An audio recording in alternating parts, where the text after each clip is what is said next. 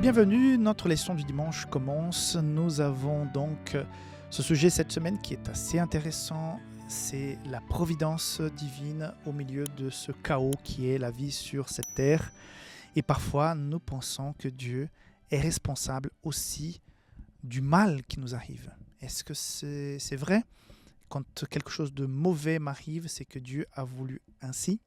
Donc j'ai, dans l'introduction de Sabbat, déjà plus ou moins expliqué que nous avons à quelque part les conséquences du mal qui peuvent arriver à n'importe quelle personne, mais si nous choisissons le mal, nous pourrons rajouter du mal à notre vie parce que nous serons soumis aux conséquences de nos propres actions éloignées de Dieu. Je m'explique.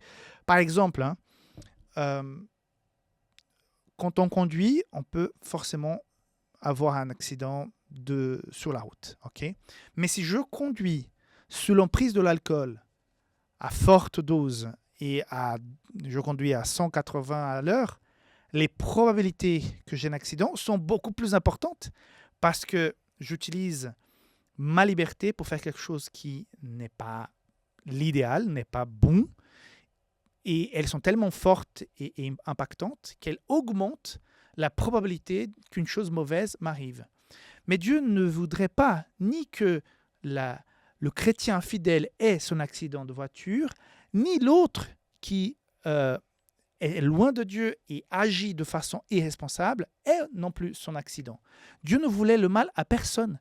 Sauf que pour que nous puissions vivre en toute liberté, choisir la vie, choisir Dieu, nous sommes dans cette situation. Nous sommes dans le libre arbitre pour pouvoir choisir. Parce que, encore une fois, je me répète, nous n'avons pas ici-bas la vraie vie. Nous sommes de passage. Il ne faut pas qu'on oublie ça parce qu'on ne peut pas idéaliser cette vie comme étant une fin en soi. À partir du moment qu'on connaît le Christ, cette vie n'est pas une fin. En fait, la vraie vie n'a pas de fin. La vraie vie n'a pas encore commencé. Donc, quand des choses malheureuses arrivent, ce n'est pas la volonté de Dieu. Regardons le verset qui est proposé, un des versets, donc le psaume 81, verset 11 jusqu'au 16. « Je suis l'Éternel, ton Dieu, qui t'a fait monter du pays d'Égypte. Ouvre ta bouche, et je la remplirai. Mais mon peuple n'a point écouté ma voix.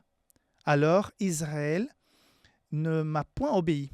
Alors je les ai livrés au penchant de leur cœur, et ils ont suivi leurs propres conseils.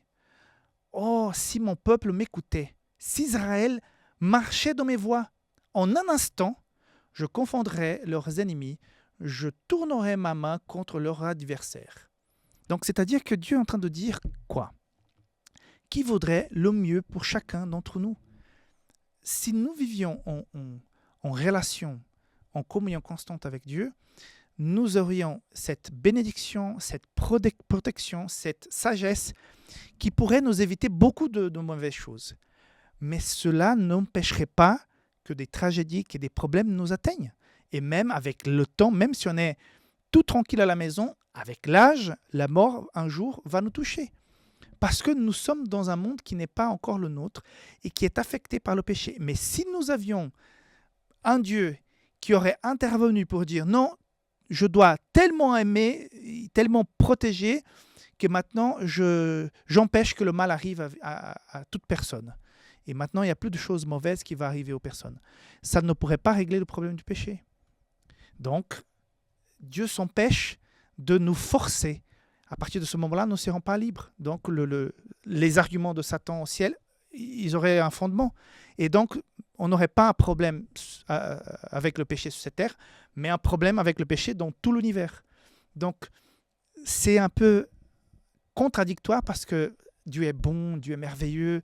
On voudrait que Dieu nous protège de toutes choses, mais Dieu est tellement bon qu'il va se limiter à ne pas empêcher que le mal soit éradiqué de la terre. Et pour cela, le projet du salut en Jésus-Christ doit être accompli jusqu'à la fin. Et non, il n'a pas prévu certains pour être sauvés, d'autres pour être perdus. Il a prévu que tout et chacun puisse choisir le salut et la nouvelle vie en Jésus. Mais voilà, chacun fait comme il veut, chacun choisit sa voie. Et c'est la base du salut en Jésus-Christ. Si tout le monde était obligé à être sauvé, nous ne serions pas sauvés, nous aurions une contamination généralisée du péché dans l'univers. Bon, c'est une façon que j'ai de voir. Ok. Voilà, on se voit bientôt pour le lundi et nous allons poursuivre dans cette réflexion concernant cette belle liberté que Dieu nous donne, même si elle a des fortes conséquences.